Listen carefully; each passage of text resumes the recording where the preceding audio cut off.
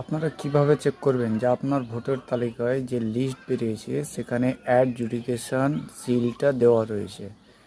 এখনও কি আপনার অ্যাডজুডিকেশন রয়েছে না ঠিক হয়ে গেছে?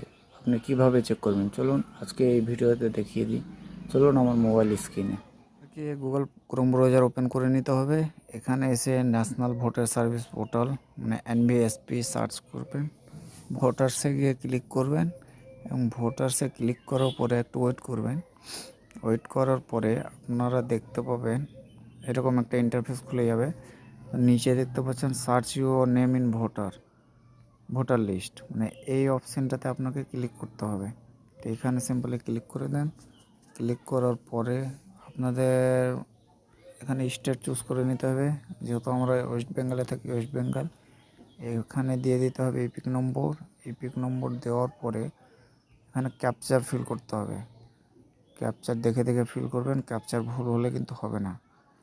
ক্যাপচার ফিল করার পরে সিম্পলি আপনাদেরকে সার্চ বাটনে ক্লিক করতে হবে। সার্চ করে দিলেই আপনার এখানে মন্তব্য চলে আসবে।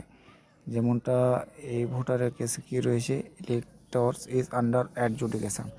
আপনার যদি ডিলেট হয়ে থাকে সেখানে লেখা থাকবে ইলেক্টর ইজ ডিলেটেড, বা বিচারাধীন থেকে যদি ঠিক হয়ে যায় তো আপনাদের এখানে নাম, সিরিয়াল নম্বর, বুথ নম্বর সব কিছু শো হবে। তো আজকের ভিডিও এই পর্যন্তই ছিল। আশা করি ভিডিওটা হেল্পফুল হয়েছে। আপনারা পাশে থাকবেন, একটা শেয়ার ফলো